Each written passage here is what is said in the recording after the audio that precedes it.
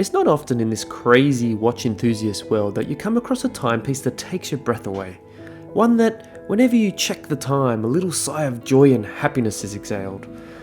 Before my mate JP Melbs, and subscriber of the channel, turned up to a group dinner with his stunning Lange Söhne 1815 up-down, I was aware of the brand and appreciated the craftsmanship, but their style never really drew me in.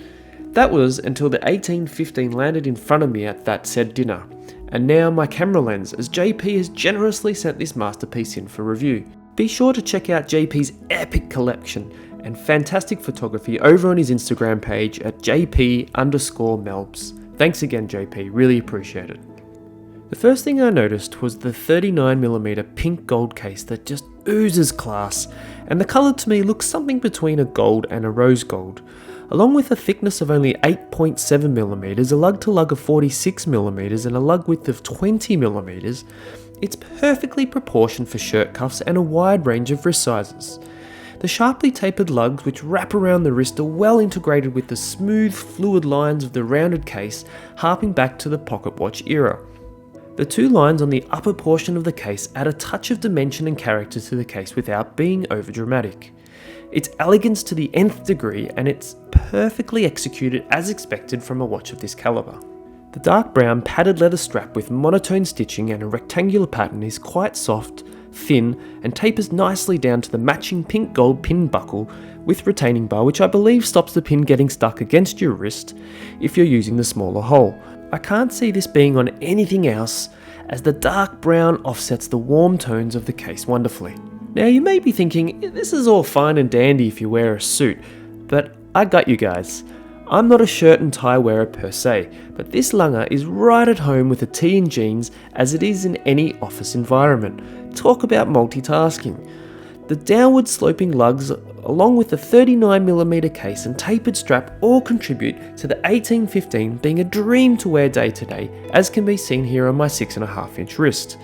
There was no discomfort in day-to-day use, and the weight surprised me a little, in a good way. The sign crown is a pleasure to wind, although a slightly larger one would be nice given it's a manual movement. More on that shortly.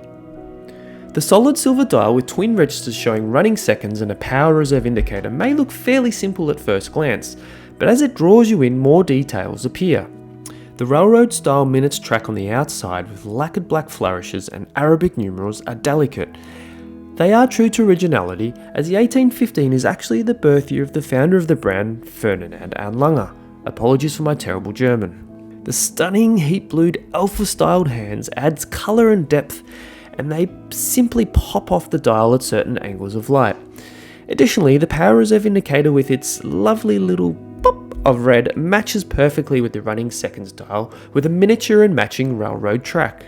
There's also multiple steps in the dial from the outer to the centre, where the text of the brand lies just below the 12 o'clock position, and you can also see this with the sub-registers. All these intricacies add up to a lovely yet balanced dial that is subtle but far more complicated than you'd expect at first glance. Being in the dress watch category, there is of course no lume, but I figured it was worth noting nonetheless. Turning the watch over, however, this is where the secret party is happening. A party that watch enthusiasts know about, and probably the reason 90% of Lange owners have a Lange anyway. The 1815 is powered by the mesmerising manually wound L051.2. It's beautifully executed in German silver, which is untreated and has a golden hue about it which contrasts extremely well against the pink gold case. The 3/4 bridge, screwed fixed golden chaton, yeah, there's 7 of them, are reminiscent of the pocket watch as stated earlier, and while not necessary these days, are a romantic throwback of days gone by. The heated blue screws with the bright royal purple jewels also add the perfect amount of colour and class. Topping it all off is the signature hand-engraved balance cock, which I believe is only done by one of 7 artisans, so no two are the same. Just blows my mind how much work goes into these watches. I could just stare at it for hours on end. 72 hours in fact, is what a full wind will get you, and it sure is joyful to wind, despite the smaller crown sizes mentioned earlier. Yes, this is an expensive watch.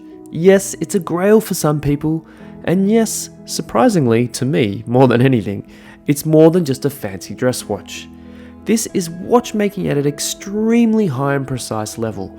Its unassuming simplicity on the surface, yet complicated workings underneath, make this one very special piece indeed.